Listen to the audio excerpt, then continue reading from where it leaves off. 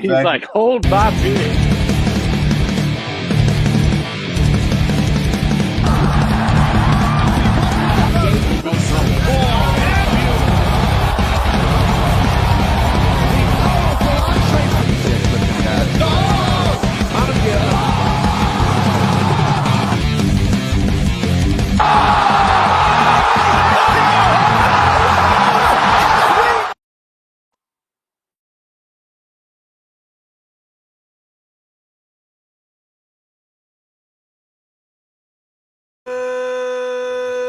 Good evening, fight fans. Welcome to another great episode of Headkicks and Haymakers. I'm your boy Bodkins, and of course, with me, as always, is your boy K Witt and Mr. Bobby Balance. Boys, what a jam-packed,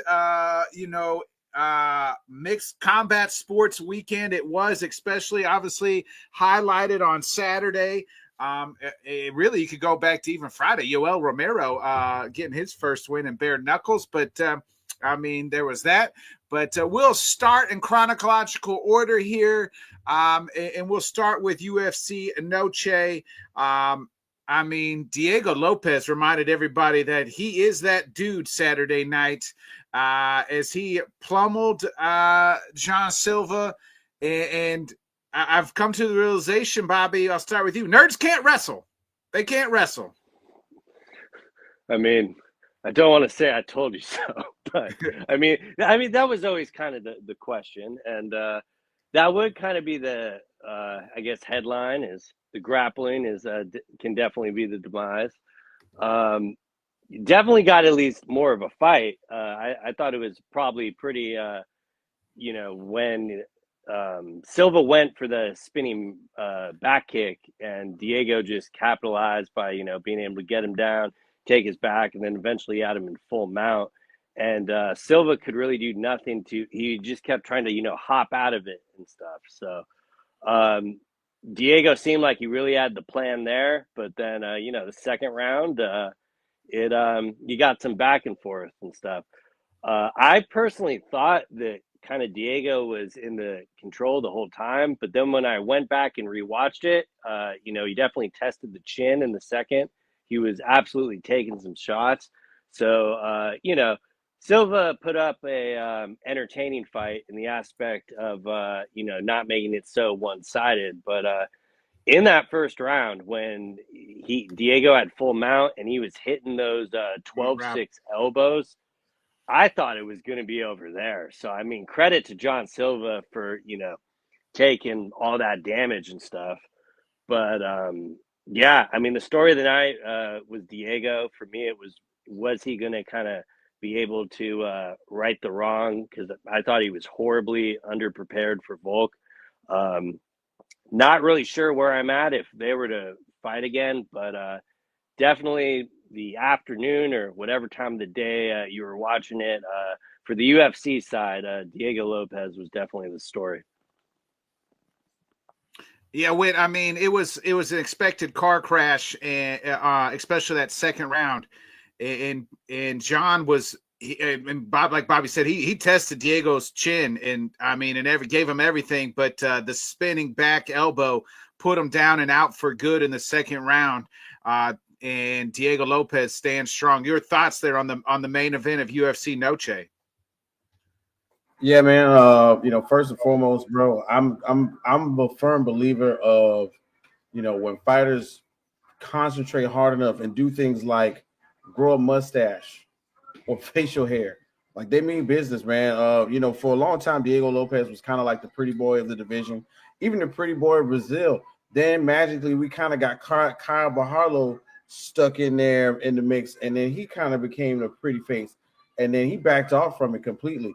I'm also a big proponent of when you face that championship competition, just like Diego did, maybe a little bit too early, took on Volk after Volk was trying to get his belts back after the title was vacated. I think he learned a lot from a loss like that because, of course, when you beat the champ or you lose to the champ, then that's when you get all the information. That's when you get that data dump, that download, the Wi-Fi goes from 3G to 5G, and you get, the coaches camps, they're talking to each other and they're saying, this is what I did and what I did better, and here's how I got better here, and on the ground we've been looking at this and that. And I think that Diego, to a degree, took advantage of it. Not to say that the fighting nerds who, quote unquote, are nerds about combat sports in general, that they haven't done something similar the whole time. For me, I was slightly disappointed in how it took place. But big shouts out to to the ref out there, Mike Beltran, because just like Bobby was mentioning, when 612 elbows was happening, I was like, yeah, he's gonna call it, because there's nothing else he could do. But they let the fight drag on just long enough for Diego to kind of, I guess, tire his arms out, and then somehow we got John Silver to get a sprawl. And I think that's when the fight to me became like the most exciting, to see them get back on the ground, and I give him 100% credit. Let's not sleep on this. John Silver got up and did, get a couple strikes off after being on the ground for what, about 3.5, 2.5. Well, I mean, the second round, yeah. I mean, that's when he really started getting going. Mm-hmm. I felt like the commentary, especially, was like, I didn't like while Diego was taking some shots, I didn't ever think he was in any trouble. I thought this was the fight that he was going to go into. He was going to fight fire with fire. So, like, I didn't ever thought, they kept saying like Silva was kind of even winning that second round. It was a good answer by him, but I never felt like he was going to get Diego out of there. And I thought if Diego was going to go back to the ground eventually, and Silva would be in trouble, but he never even had to. I do want to respond real quick to Rob's comment here. He said Silva brought so much shame to himself. He showed mentally weak. He's doing that bitch move punch after banning him.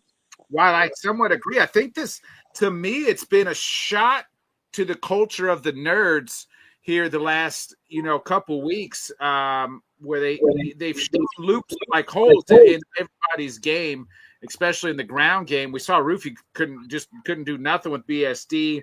Jean, same way. Prates is, when he fought Ian Gary, there was times where he struggled on the ground as well. So like somebody in that gym needs to learn how to wrestle. But I don't know about banning him. And it seemed like there was a lot of extracurricular. It seems like, to me, the nerds have been doing a lot of extracurricular things outside the gym, showing up to all these fights. It seems like they're causing a lot of drama and trouble pre-fight week. There was a lot of pre-fight during fight week stuff back and forth between Diego and Jean. And tempers boiled over. I don't like the push, but I don't really believe in banning him. I get what you're saying, Rob, because there is precedent. There's been incidents where those have happened, where guys, I can't remember the fighter's name. They banned him from the UFC. I was in Rob's epic 11-hour fucking space where we shout out to Rob's long-term space. When that happened, I literally said Paul Daly. Paul Daly. Thanks. Yeah, that's the name I was thinking. Yeah. So, Rob Thomas wants to know: are the nerds babies? They might be. They might be a bunch of babies. Well, you definitely know that you fucking lost and it didn't go your night if you're resorting to throwing cheap shots after the fight. Yeah. I mean, at that point, it just felt like Diego won twice. It was actually pretty funny, especially when he got on the cage afterwards and did the double bird middle finger. Yeah, I don't know if that was like his boys in the crowd or something, because John was flying solo on that one too. Yeah. So Rob here says the obvious flaws in the nerds is there no head coach. Silva admitted not listening to the corner, no trusted voice in the heat of battle. Exactly. I mean, we saw BSD do that a couple fights ago, and it didn't work out well for him. Like, you got to have a guy in your corner that can seeing things that it's not. You can say whatever you want about Sean O'Malley, but at least he trusts Tim, and like they are in lockstep in everything that they do together. And so you need to find that guy, for better or for worse, that's gonna be there for you. I will say the main thing that stuck out to me is just kind of what we've seen in the past from Silva, and he's a madman. There almost is no game plan, and Yeah. if he had one, it probably went out the window. So Yeah. I don't know if he ever gets it dialed in. I was more confident than ever that he's just a special guy, and He's trying going to. to be fun to watch. He's going to be fun I to watch. But Very. when he gets into these car crashes, he's going to be killed or be killed. Kill or be killed. Now, my thing is, especially after watching, the fight nerds this long, we've all, they've had their ups and downs, and just like kind of like in the comment section, where we're thinking about, are they babies? You know what I mean? Is there a inkling in our minds that somehow the camp themselves, the 3 or 4 fighters who we have been watching for months on end now, is there a way for them to bounce back? Is there a time that they go, hey guys, let's cut it out. We were having too much fun. We were getting too much attention. We were, let's be honest. We were, you got to dial it in. You got to dial it in. Yeah, we were in too many women's faces. When we were the most known unknowns, we were dangerous.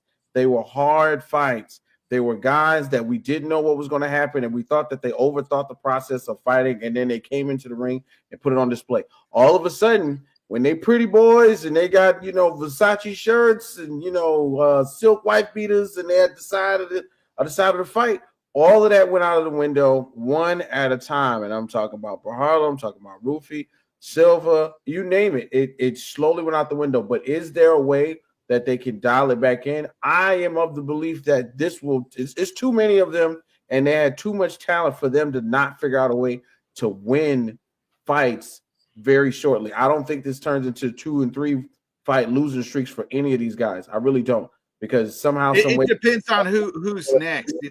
Clearly, they've all tried to fight besides Rufy, top ranked guys. I mean, Rufy lost to. I mean, BSD is like 9 or 10, I think. I without looking at the rankings, but is a ranked guy. Was his, but like once they got to the highest elite level, there's been founding holes in their game, and non don't exist here. He says fighting nerds too low IQ. So I mean, I think Silva's like Bobby said. I think Silva's going to be in a lot of fun fights. I mean, anytime he fights, it's going to be a fight you want to see. It's going to be must TV. I'm not too sure who should be next for him, but it should be somebody lower in the rankings, somebody in that bottom 10 or less. To me, instead of the top 5, obviously. So, in fact, let me. I'm gonna pull up the rankings here. While you're looking at that, I've literally been saying this for a little while, but I just think the whole team can obviously be in fun fights. They could probably beat a top 15 guy or something. But I just see that's really the ceiling of where they're going to hover around. I don't think they really beat those kind of top 5 guys. And I know it's very early in the careers to say it, but I mean, I just think they're more a fun, entertaining team and not like a team of like title contenders. And they're obviously not like Dagestani fighters is what you're saying. Or even I mean, that's the polite way of me saying it, yes. But I mean, just even when, I don't want to make this all about Bahayo, but I was kind of like tooting this last week. In that top 5, I just, I don't think he wins any of those matchups. I would I'd rather have him like matched up with like Paulo Costa or something. I mean, that should at least be a fun, entertaining way of getting what you want out of them. But I kind of always personally thought if any of them were going to be that guy to maybe take a crack at the title, it would be John Silva. But like what I saw on Saturday night just kind of justified why Ilya left the division, because he thinks these guys had nothing for him. And trust me, I'm not glazing Ilya. We will get to him later. But in this specific moment, I kind of get why he just went up to 55. Yeah, but speaking of Silva, I know I said he needs to fight lower, but he's at 10. I actually would love to see him fight Josh Emmett. Like Emmett's at 8. Like that would be that would be a fun fight. Like that. Yeah, That's why not? Like that's yeah, perfect. yeah, yeah. I mean, who's not tuning in to watch John Silva versus Josh Emmett? John Silva and Josh Emmett. And look, hey, I liked seeing the way that he fought from the least dominant position in the middle of the cage. Maybe you throw Aljo in there. You know, maybe you throw the Funkmaster out there. I'm going to get to Aljo because that's too high for Jean and it went to me. And Do not get me started on fucking Aljo. Well, we're getting. Oh, is he? Rob says, unfortunately, Josh is booked. I don't know who he's booked against. Maybe he is. No, Rob's right. He definitely is booked. My Apex brain can't remember, but I know. I still like the fight, though. Like something like that where you know it's going to be more of a standing war and you don't necessarily have to worry about Josh is booked. Rob's right. October 4th. So, I mean, after this fight, he is booked to which timelines kind of match. Zala, Josh Emmett's booked to. Yeah, I'm looking forward to that because I mean he styled out in his last fight. No one could hit him. That's number 9.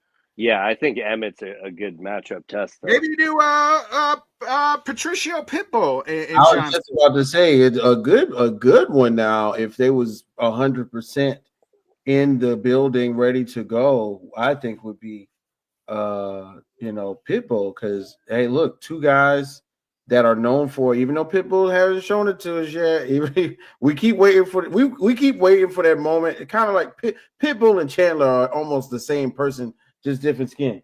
But we keep waiting to see that Pitbull moment that we haven't. Maybe John Silva brings it out of him. Yeah. So I wouldn't mind that. Giga's right there at 15 for Jean. Kind of a little bit lower down in the rankings, but I mean, you guys mentioned Whip mentioned Aljo, and I got to ask you because now, Bobby,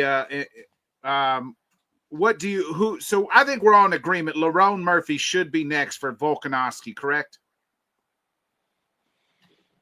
I really have no pushback for it. I mean, my answer a week ago was yes. So yeah, I think he did enough to kind of prove it and get the fight booked.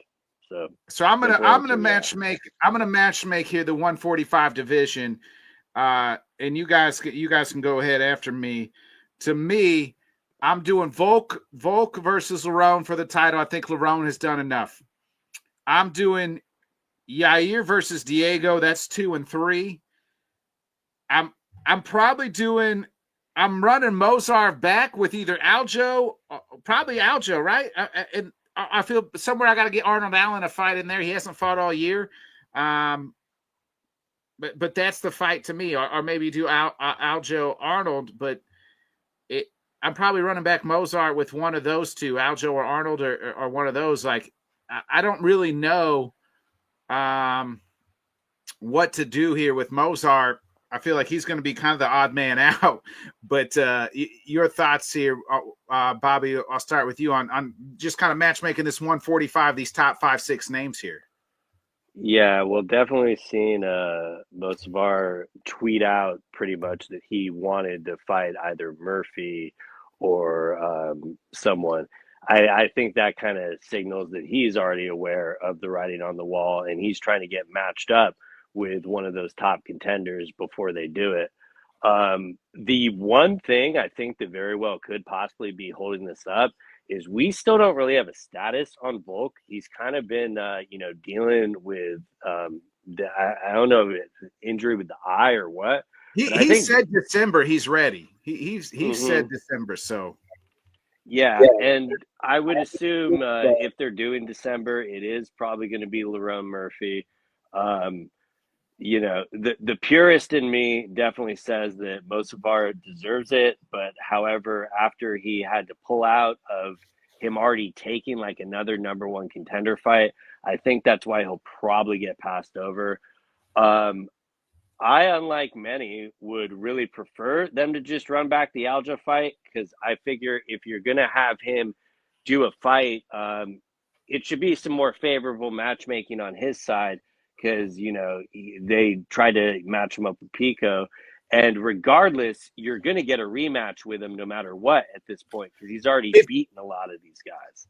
So it's down the road, and I don't know if you want to wait that long. But if if Zala beats Emmett, who's at 9, he has now entered the conversation. You could do him and Mozart, or him and Arnold, maybe. Yeah, I could see the UFC wanting to run back the Aljo one, just because they seem to like never know what to do with either of them, and I get it. Like, Tiki is your manager, so you gotta like put yourself at the top and stuff. But I found it a little bizarre, him, tweeting it like Lerone Murphy. But at the same time, he's got to throw his hat in the ring. So I get it. But sometimes you got to rattle the can to get the cat to come. You know what I'm saying? I mean, he fought a half-dead Brian Ortega, which isn't even like Aljo's fault again. But, it was a terrible circumstance where he was going to take the fight ever. After what Ortega said, I can't believe that fight even happened. I mean, obviously China doesn't have a commission, so it's not that shocking. But I don't know, like Diego in a very like interesting spot, and I would almost kind of have no problem if that's the rematch they want to run back and they want to match him up with Mosavar, because I mean that first fight was very good. Diego took it on short notice. And I mean, I'd almost kind of prefer 5 rounds of that over 5 rounds of, well, actually, what am I saying? It would be 3 rounds probably if him and Aljo fought. But what do you want? What about Yair? So if you do that, Yair Aljo? You could definitely throw a Yair Aljo in there just for the sake of having Yair Rodriguez's name, respectfully being spoken in this conversation. As you kind of, as you roll around that top 6 or whatever. My bad. And that's crazy. And I was laughing at him going, yo, you just don't like him when he talks or fights or posts. You just don't want that man to exist, period. But in the end, yeah, seriously, when we kind of mix up that top 6, like one of those Boggle cases, with all the numbers and all the letters and stuff. I really can think somewhere in here that excluding Lerone, because Lerone is where you want to go with. You think Lerone? We're all in agreement. You think Lerone is next for Volk. The only other thing is where will they try to throw some? Now I don't even want to call it a monkey wrench, but if they try to throw some number 1 title elimination in there and they make Diego and Lerone do January, that's the only thing I can think of. Hey, but I do think that's possible if they don't get Volk booked for that December thing. Yeah, that would totally be in play. That would be the thing. Like, let's say that we find out some more medical stuff that's holding Volk back. What can you do in the place of that? You say Lerone, Diego, January, and probably on a pay-per-view, to be honest with you. I don't know what other belt you would kind of throw up there, but you would probably want to put them on a pay-per-view or on a fight night on ESPN Plus, make them the main, and that'd be a title eliminator right there. But everything else pretty much goes for saying we got that right. Aljo and Yair, Diego, we'll wait on Mozart. We kind of pretty much know what's going on with that, though. Yeah, I'm. That's kind of how I'm in. Where's Arnold Allen been at? Like, he has been non-existent all year. Like, I don't know if he's been hurt, and then it's just like he needs to get his name. He needs a win to get kind of back in there as well. So, I'd like to. Chikadze was in July of 24. Dang, I really feel like that was closer than July of 24. Nah, I haven't seen. Yeah, we haven't seen him in a long time. So, yeah, Arnold's getting those meal deals in overseas. Amen to that. Other than that, I mean, that was kind of like, to me, the UFC Noche. Like, it was headlined by Diego. I'm just kind of pull back up this card. David Martinez beats Rob Font in a unanimous decision. Which was horseshit in my opinion. Yeah, I thought Rob won that fight. I thought Rob won that fight. Rob won that fight. I actually thought until right now, I still in my brain thought Rob won the fight. Like I thought, and then when I pulled it back up the results, I was like, oh shit, I forgot Rob lost that fight. Like, yeah. And because since I was in Rob's space, I didn't really hear the commentary. So I don't know what they were talking about the entire time. But when they read that decision, I was thankful that I knew the main event would not be going to decision. So it wasn't too much of a worry. But yeah, I don't get that one. Martinez, they're like, he's Mexican, he's got to win on UFC. Well, that's precisely what everyone was saying. Oh, they just mailed it in. But yeah, I did not see him winning that fight at all. Yeah. What do you guys make of Fatty McGee, Kevin Gastelum? He missed weight 5 by 5 pounds. He wins, looks pretty decent. I mean, I know it's 5 pounds, but wins he's just like, I'm sorry I couldn't make weight. I got it. He said it was short notice. You got 4 weeks to get into shape. I don't like that excuse at all. I feel like 4 weeks is plenty of time to, if you're a professional fighter, to tone it in. Hey man, when you're built like 7 tires, it's hard to say that, bro. And Kevin Gastelum is definitely one of those guys. I say, and and this is one of those things where, for me, and just observing the fight game, when you get to that age where cutting or not maintaining fight weight in between fights is not your best subject, so to speak. I think just slide up, bro. Just go up one. Come on, just go up. And that way you're walking around weight is closer to your fight weight. And that way you're not cutting 10, 15 pounds like Kevin Gastelum probably had to do and still came up 5 pounds short. But don't get me wrong. I mean, what the hell's he getting to? 300 pounds with? Jesus. Bro, listen, you know what I'm saying? We don't the regular man's diet, Kevin Gastelum is putting on them calories, you know what I'm saying? And that's someone like yourself who goes to the gym. Just imagine how big you'd be if you didn't cut those calories. You know what I'm saying? That's it. That Kevin Gastelum his off season, he's not cutting those calories. He's just kicking it. And it's hard for him to just get up, just straight burn and be in physical. I agree with Rob here. Gastelum's a disgrace. They should cut. I'm surprised he's not cut. Yeah, I don't believe. If he lost, if he had lost this fight, this would definitely be a cut Kevin Gastelum situation. He won. They're going to hold on to him. They're going to discuss better eating habits, a better dietitian. They've been trying to. This man, it ain't the first. He's missed more weight than just about anybody. Bobby, go ahead. I mean, I caught some flack for not holding the same standard in my disgust for Brian Battle missing weight. And I'm sorry, I just found this one comical because at the same time, you already know it's going to happen. If he moved up to 205, he would miss weight at 205. I mean, and I always look at it like he has Ali as his manager. So he pretty much assumes he's not going to cut weight, and then he'll just have him get in contact with him, say, hey, this weight's going to be off. But at the same time, that doesn't make any sense because, he's foregoing his entire purse pretty much because, he had to give up 35%, and then plus with the manager fees and paying all the coaches and stuff, it's how's he got enough money to eat? And it also is a reason I say comical is the last time he missed weight was the day after he made a YouTube channel where he was eating tacos. This is it. Everybody wants to know who's next for Tom Aspinall. Don't exist. Got the answer. Kevin Gastelum at heavyweight versus Tom Aspinall. I mean, maybe that's his plan. I mean, he knows they'd probably throw it into him immediately. But I think if he was, managed by anyone else, he would have already been cut. Yeah.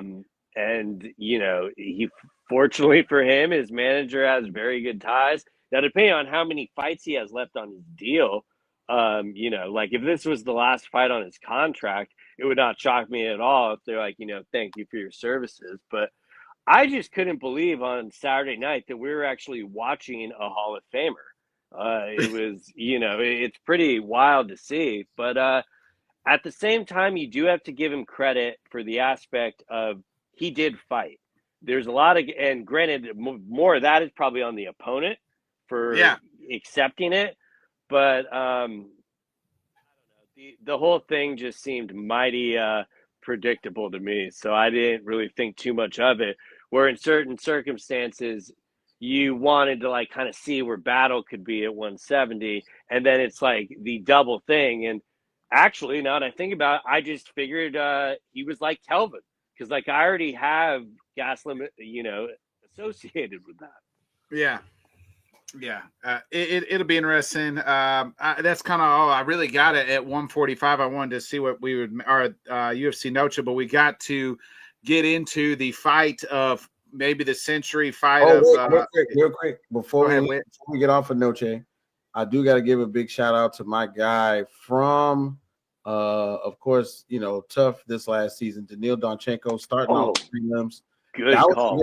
It was giving him so much flack on the show for not winning, and you from you do Ukrainian hammer.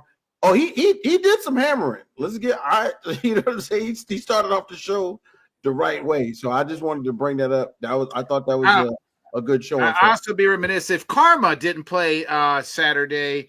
As we know, Dumas gets kicked in the nuts. And no contest. Couldn't happen to a better person. It was a tough kick too. Yeah. No, I'm glad you brought that up, Wick, because that was the absolute. He's deserved to win. His pace. He only knows like one style. He just moves forward and tries to finish. And he hit him with that elbow early, and that was a good feel good win to, really kick off Noche, because that fight was supposed to happen a few weeks back. But a good ending to Tough, which I think only me and you watch. So. I watched it too. I got a shout out to real quick the 21-year-old kid Santiago Luna had a nice win as well. I thought there was like a 19-year-old kid that got a win, but maybe I'm thinking of Luna himself, who's 21. And I can't remember his name. This is what happens when you watch the show on Saturday and you forget on what happened. Sometimes forget what happens, especially on the undercard stuff. Yeah. All right, let's get into the. So, Dumas, when he finishes probation, should try acting. Yeah, amen to that. I know they cut his opponent who kicked him in the dick, but I was screaming in the space, give him the $50K. The one fight I didn't really, it's almost like it never should have happened. Quite ironic. Yeah, they should have. Couldn't have happened. But that thing's non-existent. That's the guy I was talking about. Shout out to Alice Pereira. He's like 19 years old. Had the nice win on Saturday as well. So isn't that the chick that Dominic Cruz called her Alex Pereira's sister on the broadcast or something? Isn't she for real? And she's been she's not. That's not who I'm thinking of. That's the female. I'm thinking of. There's a male though. Yeah, she did lose. Alice Pereira did lose. Yeah, this kid won. The reason that cracked me up is because I always remember Dominic Cruz for making fun of DC for not watching tape. And then makes some shit up on air. And I was like, that's pretty funny. Yeah. Anyway, let's get into maybe the biggest fight in boxing in the last, 25, 40 years. I mean, whatever, put a number on it. It was definitely one of the biggest fights, most watched fight, most watched title fight in the history of boxing, you could say. 41 million people tuned in to watch Crawford absolutely, to me, just beat down. Beat him down. I beat down Canelo. I mean, the fight was not that close to me at any point in time. I thought maybe Canelo won the 5th round, and after that, Bud put it on him again. I mean, at no point in time did I think the fight was ever swinging towards Canelo's way or Canelo was going to win the fight. Whit, I'm going to start with you because you said Canelo was either going to win or it was going to be a draw, and that was nowhere near close to either one. Yeah, man, I'm gonna tell you the truth, dog. I've never been so happy to be wrong in my life. In all actuality, I did think that the situation was gonna call for Canelo to be what we saw him to be, and somehow, some way, that did not happen. For me, it's disappointing to a degree, but it's at the same time an affirmation of Bud Crawford is the best boxer, bar none. Like, period. And we got to give him credit for it.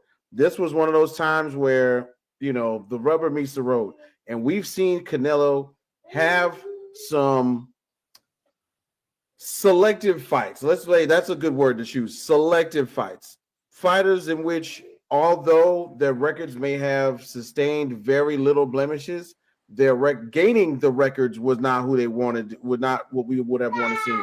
We were screaming for Benavidez. We never got it. Canelo could have fought a couple other people. He fought Jaime Munguia, who was a young fighter. But then we finally get the money put on the table. We get Turkey Al Sheikh involved. So big shouts out to all of my Muslim family. Salam alaikum to all of you.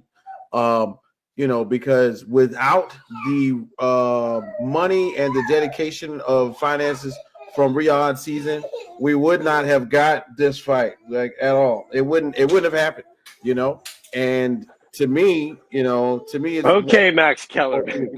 Yeah, give me 1 second. Hold on, wait.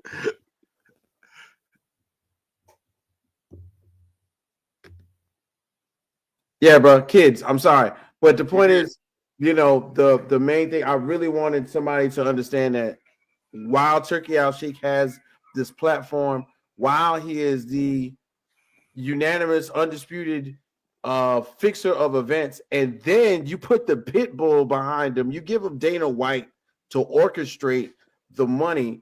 This is what we need to see. You know what I'm saying? Whenever everybody knows what it is, if you know anything about boxing, the sanctioning bodies don't agree.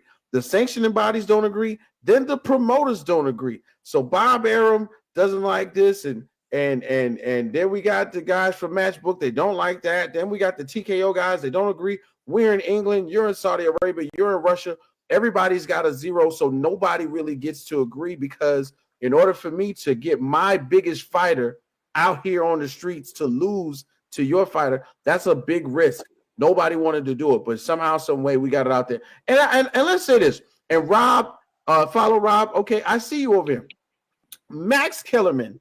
Okay, let's put a little salt on it. Hey, you was just glazing. You was doing that. You went to the Max Kellerman school. Where you was glazing everybody just like Max was, buddy. Listen, but the thing is, Max Kellerman, for the sport of boxing, behind the scenes, is a great asset.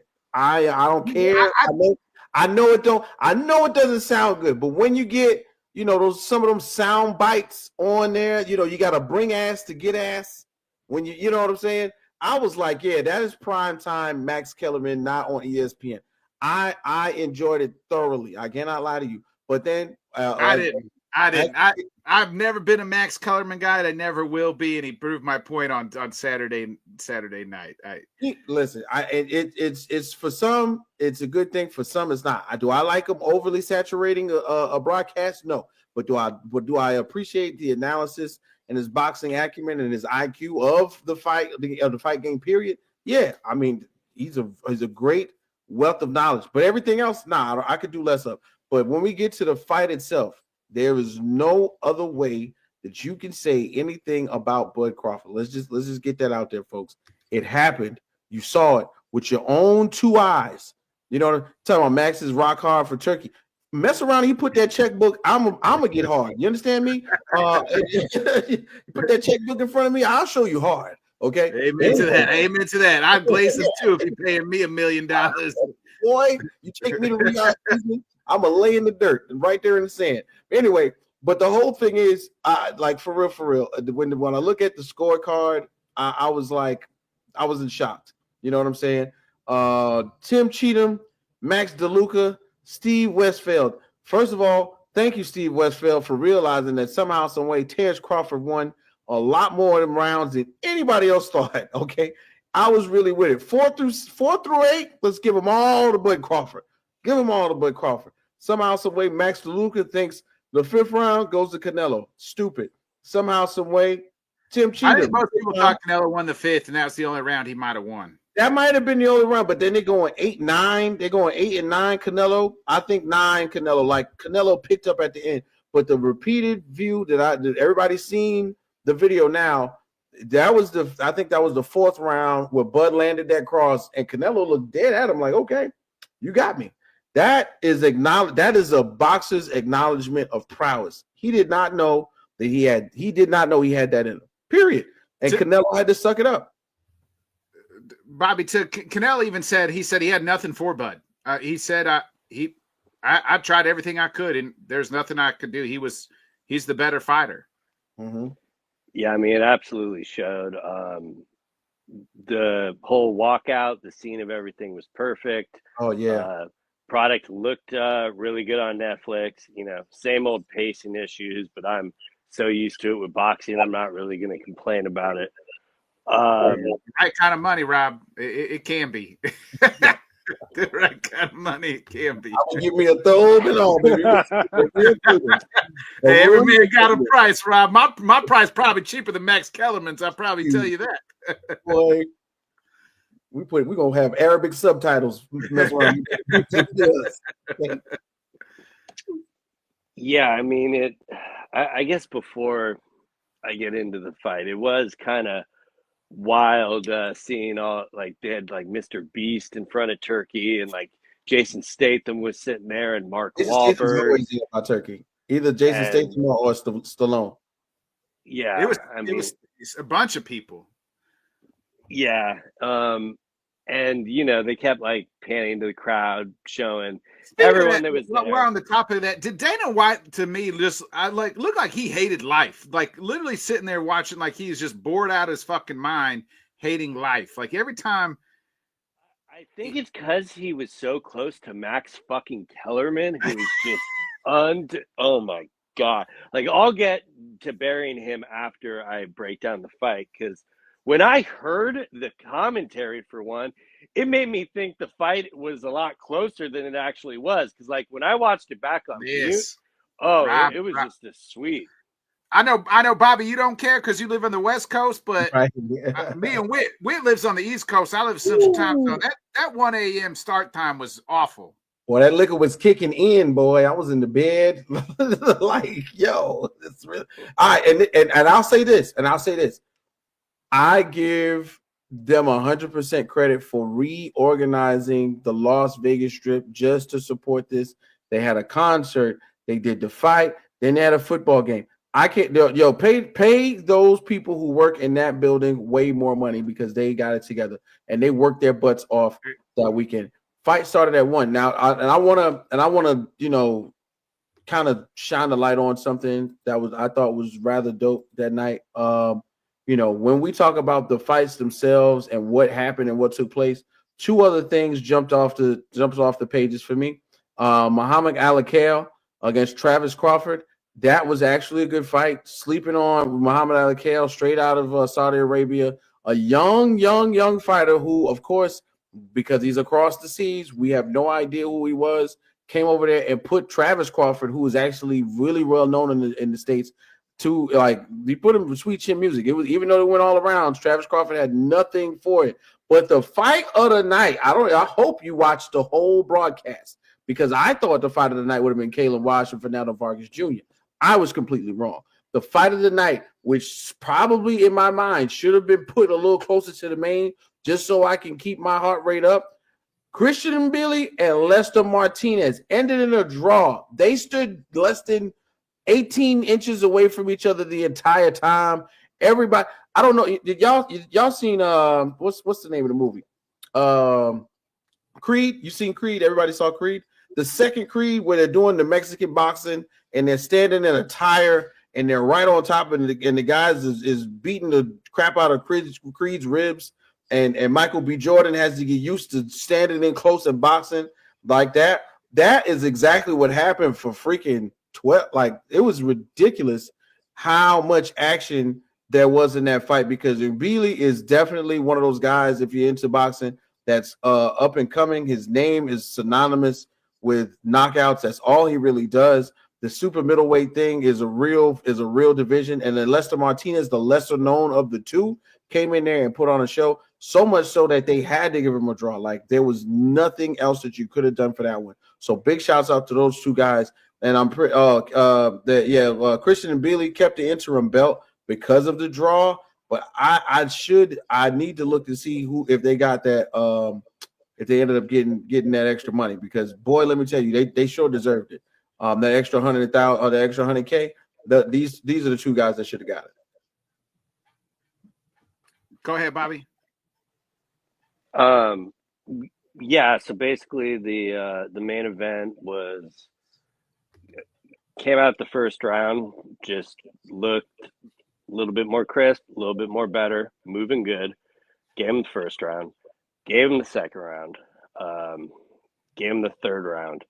And at that point, it really seemed like his confidence raised a little bit. He kind of knew what he was in for and started styling even more. He was making faces at him and shit, sticking his tongue out. Like, he not only, outclassed him in boxing, he was styling on him while he was doing it. The best hit Canelo probably had was in the fifth round, so I could see that's why, people gave it to him. But I absolutely think the fight delivered, and Crawford just showed that he was, the far better fighter. The whole thing about size is clearly overblown, in my opinion. I know Max Kellerman could not stop talking about it. Jesus Christ. Yeah. I was always on Max's side when Stephen A. Smith forced him out the door. But after that abomination on Saturday, that was rough. I mean, shout out to Ward and John Anik. Absolutely killed it. Yeah, John Anik murdered him. Anik killed it. Yeah. But, I mean, he almost felt like a bot, like, with the stuff he was saying. It almost just seemed like, oh, coming in with this and that. But I think he had a good time period's worth of stuff to say, because we haven't heard from Max Kellerman in so long, and probably he's been caged up, holding on to all of this Canelo fandom, because that's all we really knew, except for seeing what we saw from Crawford in the past. Because we got to remember, 2 weight classes ago, what do we see him do? Kill shout out to a new yes, 2 N-way fight was also out there too. So I want to glaze over that. But yeah, Crawford, all we saw was Crawford murder Spence. That was it. We saw Crawford murder Spence and then kind of limp across the finish line against don't make me lie to you. The English guy, the one that was doing the roofs. Madrimov. Yeah, there we go. We saw him limp across the finish line in a decision against Madrimov. If you don't think about it in the sense of the accomplishment, 3 different weight classes, unanimous champion, nobody else. I really don't think we're going to see this again, because the only other person that was close to doing this would have been Roy Jones, but Roy Jones met Antonio Tarver. That's why they had Antonio Tarver on the broadcast, because the only person to stop somebody else from doing it was Antonio Tarver. Other than that, hey, we would be talking about Roy Jones and Bud Crawford. But this, and then one more thing, and Bobby gave some great analysis on the fight.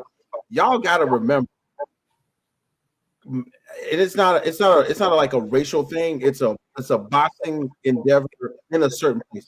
Canelo got 63 fights, bro. I barely pee in my toilet 63 times a month. Okay, that's a lot of tread on those tires, bro. And he probably completely underestimated what he was going to get himself in. All right. 100%. Yeah, I agree to that part. Even like my friend, non-boxing fan, or like he's just like real casual. He's like, man, how old is like Bud? Is got to be quite a bit younger than Canelo. I said, actually, Bud's like older than Canelo. 2 years older. I said the problem is, I said we just been watching Canelo fight 500 times for the last decade plus. You know what I mean? Like that's the reason. Like I was like, that's why everybody thinks Canelo's so old, because we've been watching him fight in a boxing ring since he was like 12 years old, fighting, you know what I mean? And it still fights frequently, where Bud was also, he was not in a promotion in Top Rank where he was getting promoted very well, and wasn't that type of person. It really wasn't until the Spence fight that people who he became, where, hey, this guy's, I didn't even realize this guy was undefeated. You know what I mean? Who is this Bud Crawford type person? Like, for the casual, the casual fan. And now he's fighting Canelo. So you just think Bud Crawford's like this up and coming kid. Like he's like 20, like a young spry chicken, because the last 2 to 3 years is that his name is really caught. And that's not his fault necessarily. It's just he wasn't being promoted right. In Top Rank. Had him in a chokehold, bro. Not TBO, but Top Rank had him in a chokehold. And now his name is big, and he may not. He's kind of talked about retirement. This being the last. If I'm him, I'm probably gonna ask to rematch. Like if I'm Canelo, if Canelo wants to rematch, I'm saying let's do it one more last money grab, and then ride off into the sunset. If I'm Bud Crawford, but maybe not. So. It's up the one, and go ahead. I'll close out with something. Go ahead. The one thing I think also makes a huge factor coming into this fight. Witt said it very politely. Taking selective fights. I'll say it the asshole way. It was just straight textbook ducking. He's been ducking Benavidez forever. And fighting these lesser names, and because of that, I think that also rubbed off on the cage the ring, when he actually has to get in there and fight one of these top elite guys. And, Bud completely showed him that on Saturday night. Yeah. And on top of that, when I look, and, this is to absolutely throw no dirt on Canelo's resume, but it's gotta be known what we're talking about when, you say what you say, Bobby. So as I look down, and we're talking about May 22, he loses to Dimitri Bivol. We know what's going on with Bivol right now, right? He's out here in the streets still getting it. But then you got Triple G, unanimous decision. I didn't like it. Let's just be real about that. Next thing that's actually standing out on a resume, Jermell Charlo. That Charlo brother was the one that had all the issues and was finally just excited to fight somebody. No, throw that one out. Jaime Munguia. Jaime Munguia is basically the B side of the card, but he's the baby Canelo. And I told y'all last week when he fought Jaime Munguia, about 10 or 11, Munguia was out, but Canelo was whispering into him in Spanish, hey, this is what you came here for. And he was holding him up until that 12th round so he can get that money and still be, a respectable guy. Berlanga, I am so upset at Edward Berlanga. He did all of that talking, went in there and did really, really good against Canelo and gets knocked out in his next fight. Berlanga, you're not representing the Bronx like you're supposed to. Then my guy William Skull was on the roof doing solar panels when he got the phone call that he's going to fight Canelo. What? Huh? Are you serious?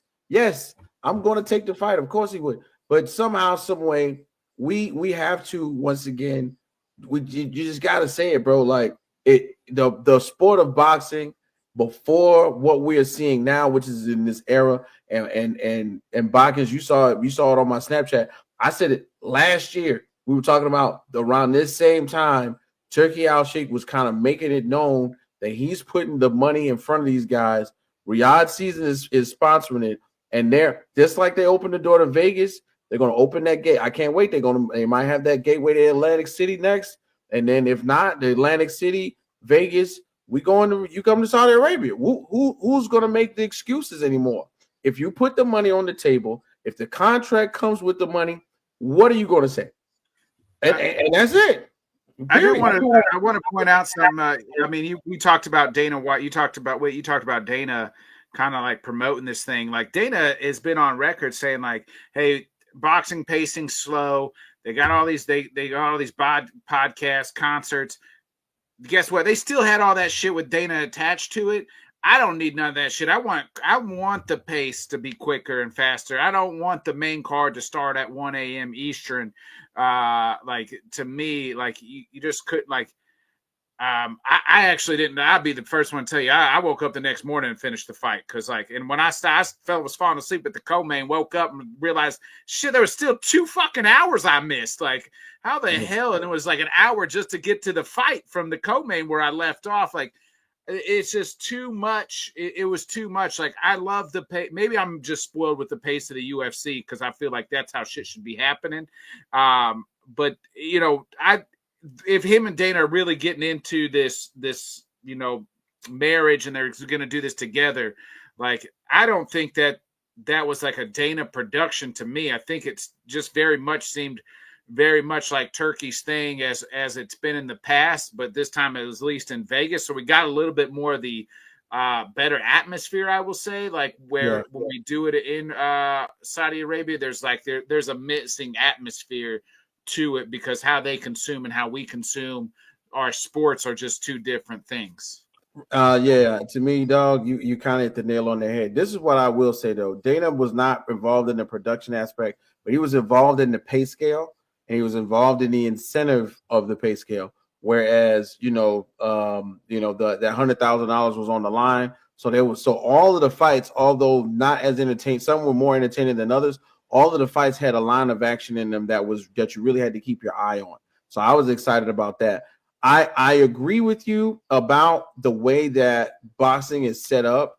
Turkey Al-Sheikh, when he came in, took it to another level because you have to remember he is the ambassador of entertainment in Saudi Arabia. So he's entertaining those oil barons who never seen that. And that's why we had concerts and all that. But when you take all of that away, which he's getting better from the last 2 events, didn't have Eminem come out on a stage or nothing like that. There was no Busta Rhymes concert. There was nothing going on. It was all fights.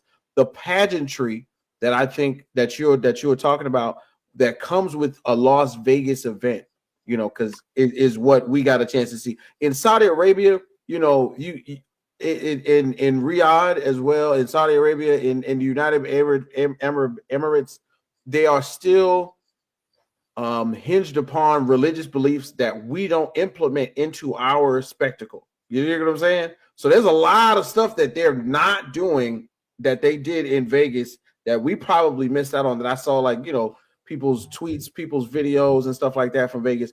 And it was still a lot going on, but the videography, what we saw in the broadcast, that's a Netflix thing. They had to do something. They had to spice it up. They didn't have to do all that. And for the first one ever, for the way that the fight was supposed to be, understandably, it was that the main event was at 1:00. They had to do a little bit. They could have got it to the main event faster. We couldn't have had the main event at 1:00. That's my whole point. They had to do a little song and dance, Bonkins. I know what you're saying because I was up at 1. I was drinking. It was Mexican Heritage Week, Hispanic Heritage Week. I went and I found my way to some of those little margarita cans, and I was like, yeah, I'm feeling real Spanish right now by the third one. But in real life though, they have to have something in there. It's got to be a little bit of. They got to have a little bit in there. UFC don't do none of that, but boxing, exactly. It's got to be a little. It's got to be a little Zaza in there, just a little bit. That's it. No. I think the main lead is it shows that Dana really has very little power, and he was just really there more to promote it. He's showing them how to do none of that stuff. That's power to me. Like you saw the same style of production crew, like especially when it started. It was actually kind of funny because right when it started, they had that shot of Vegas. And that immediately just reminded me of these hundreds and hundreds of fucking Apex cards we've seen where it starts the exact same way. I mean, granted, it was showing like it over Allegiant Stadium and stuff, but I guess for boxing standards, the pacing, though it was late as hell, the pacing of everything in between actually kind of worked out. I think they just should have built it a little better where they could have got through it a little quicker, whether that was putting one of those other fights on the prelims or what.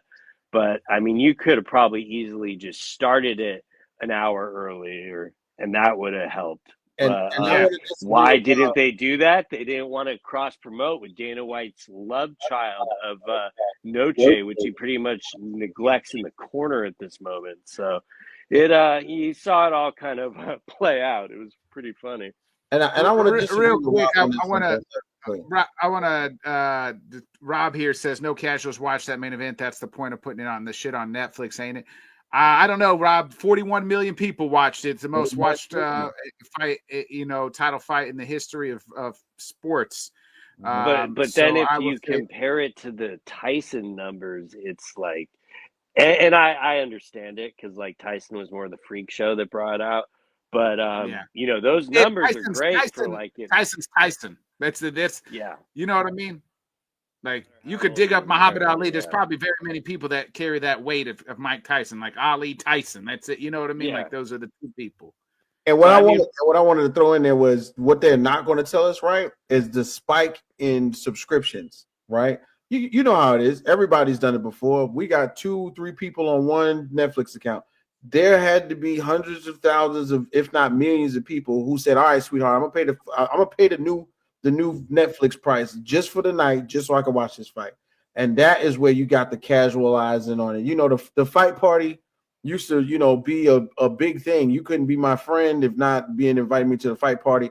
But then the mom test, come on, bro. Yeah, click on that right quick, because that's what I'm talking about. The mom test. The mother-in-law, the daughter-in-law, the kids. This was on the TVs, bro. And I guarantee. I'm gonna tell you something. When you go get an Airbnb and you got to log into your own Netflix, people was like, "Well, what are we gonna do? We're drunk. Let's go on Netflix and watch this fight." I'm telling you. I agree with Rob as far as it didn't pass the mom/kid test. When Jake Paul fought Mike Tyson, my 7-year-old asked me who won the fight between Tyson and Paul. Ain't nobody asked me the next morning who won the Canelo Crawford. Because of the name of Jake Paul. I will agree with that.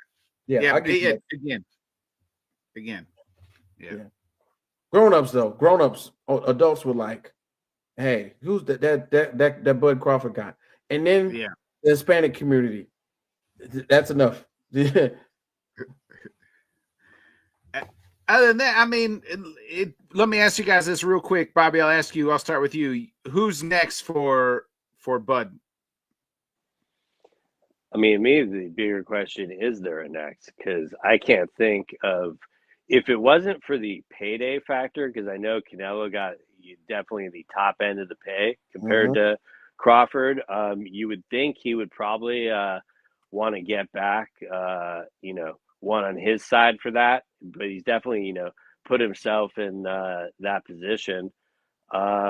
He's definitely kind of got the options, but I'd be shocked if Canelo, Turkey has him for 2 more fights, and I would assume there would be some type of rematch clause in there. So I'm guessing they're going to do that one more time. And it seemed like I would definitely want to see it again. I agree. I agree. I think the rematch would be the best way. Not sure.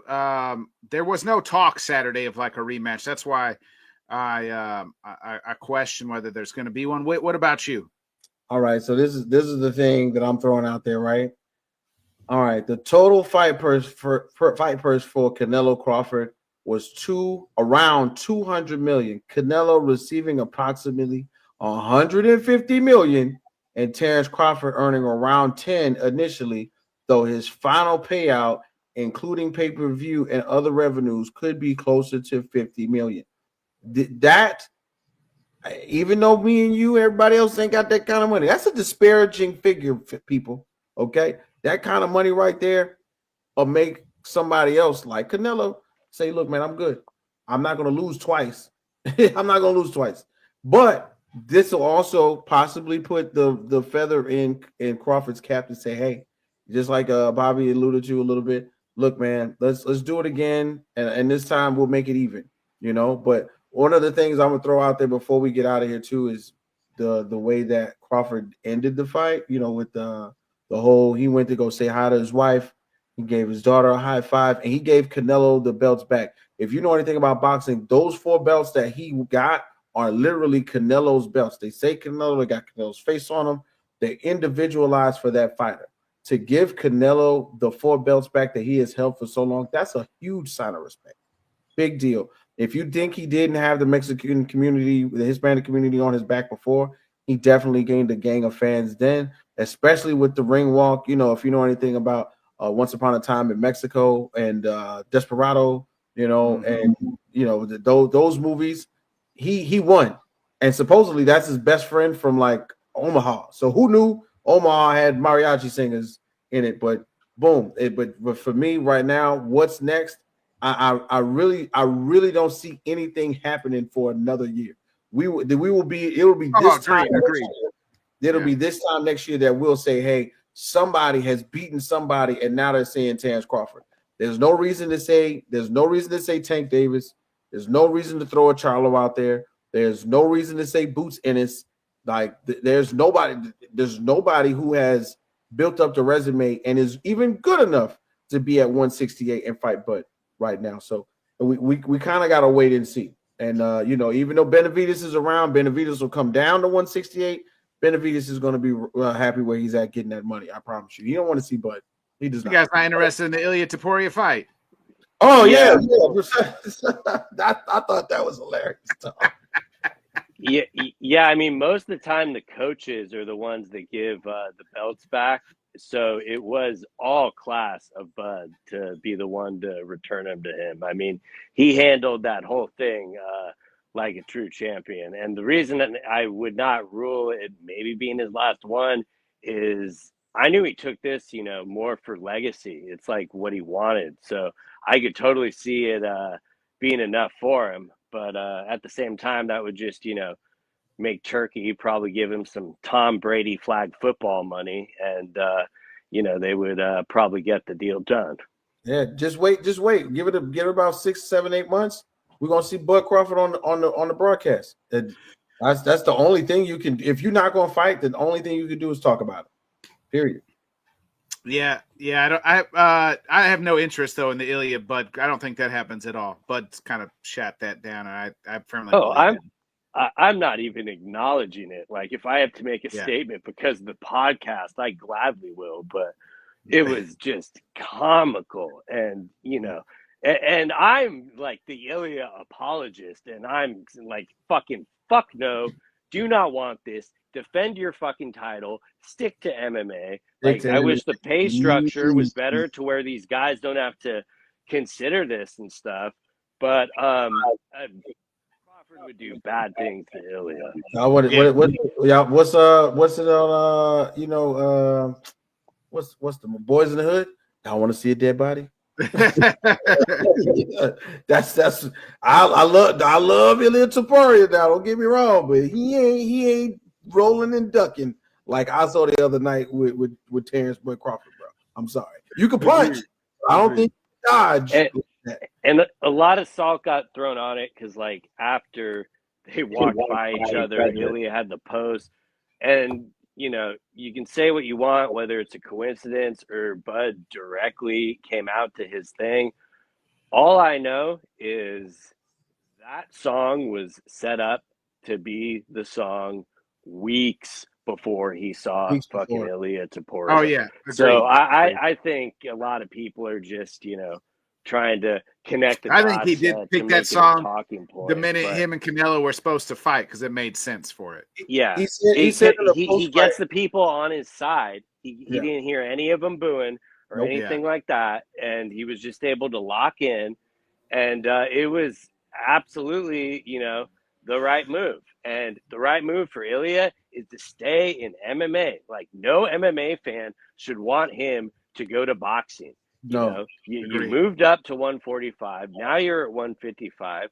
Defend that title. And, you know, that is really all we want to see. I know he'd probably say, like, fuck you, you don't question me, like I want my money. But that ain't my fucking problem. I just want to see him in UFC's not going to let him MMA. do it either. UFC, Hell Well, I don't want to throw so salt far. in the wounds, but absolutely not.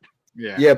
The post-fight stuff I saw, Bud said that the guy who was singing the song is actually the brother of someone he used to spar with in Omaha, and he is now a famous, mariachi singer. And he gave him the idea to do it and to come out with the Desperado guitar. And there's some symbolism on the jacket that's respectful for the Hispanic heritage. But I'm gonna tell you the truth. A lot of the stuff I saw on TikTok, on Instagram, people was tripping like that was Canelo until the way that they had the hallway lit up and you saw Bud stand up with the guitar. A lot of that was Kendrick Lamar actually coming out. No, a lot. I'm telling you, a gang of people thought, because you stupid. A gang of people thought that it was like they swapped it out. Then it was like, oh, Canelo's going to do 2 songs, or it's Canelo coming out first. And when the light went down the tunnel and it was Bud, a lot of people was bugged out. And in my opinion, the first song was better than the second song. I'm sorry, I'll just be honest. Well, the second I saw Tool, I knew it was Bud that was walking. And but the way they did it with the effects, yeah, definitely they hit that out of the park for sure. Yeah, that was some Vegas stuff. That lighting down the hallway, that was real Vegas X. Yeah, that was cool. I'll give him that. All right, well, shit, I don't really have nothing else. I've been reminiscent though. Real quick, shout out to Bud real fast. Like people always are going to try to compare him to Floyd. He said Floyd was the best in his era. I'm the best in my era. Much like Michael Jordan always says when people ask him who's the greatest of all time. Canelo tipped his cap and said Bud's better. So, I mean, he would know who spent, time in the ring with both of them. So, real quick, wait, you got any final thoughts before we get out of here? Final thoughts, man. Yeah, like I said, close to the beginning of the broadcast, man, I've never been so happy to be wrong about something.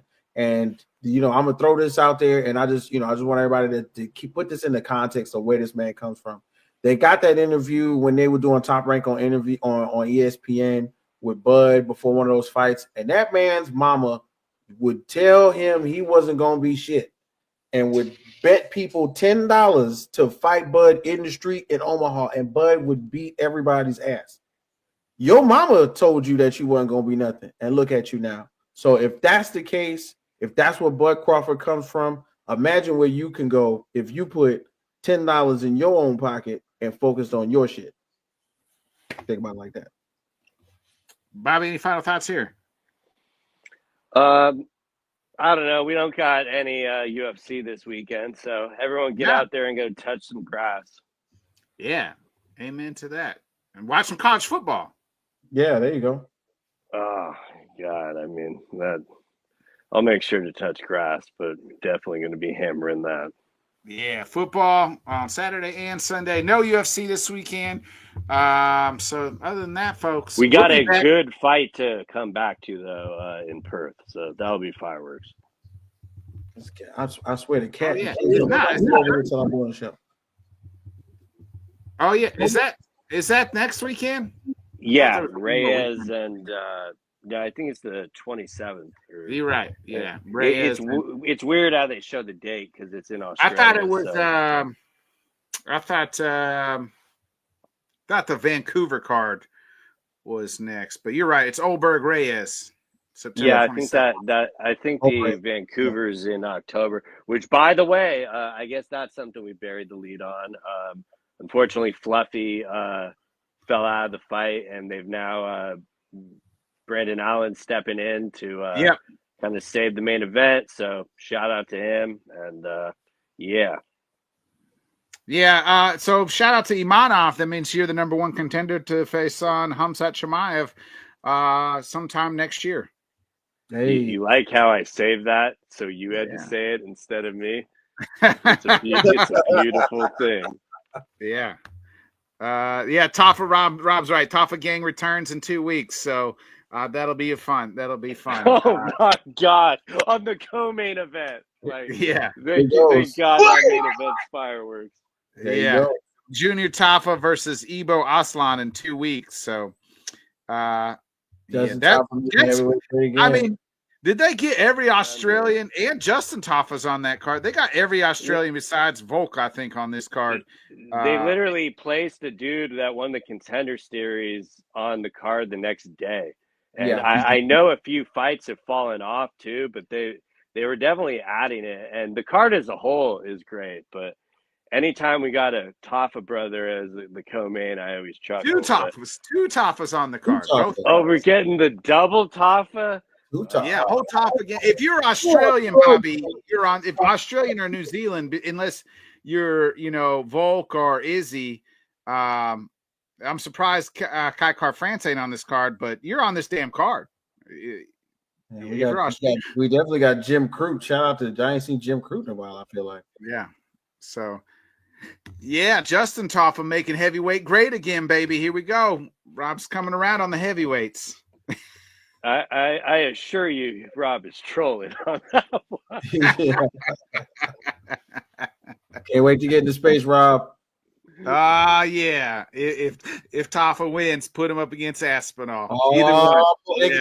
They shook up Uncle Neil. Let's see if he stays in the fight this time. All right, folks. Well, we'll be back 8 o'clock Central, 9 Eastern next Wednesday. So other than that, be a friend, tell a friend, enjoy your weekend. Hopefully it's the best weekend yet of your life. We'll see you right back here, 8 o'clock Central, 9 Eastern. Be a friend, tell a friend, like, subscribe, share. Appreciate everybody in the comment section. For my guy, Whit, Bobby, I'm Bodkins. We'll catch you next week, baby. Thanks so much for joining us, and until next time, let's talk sport, friends. Thanks for watching.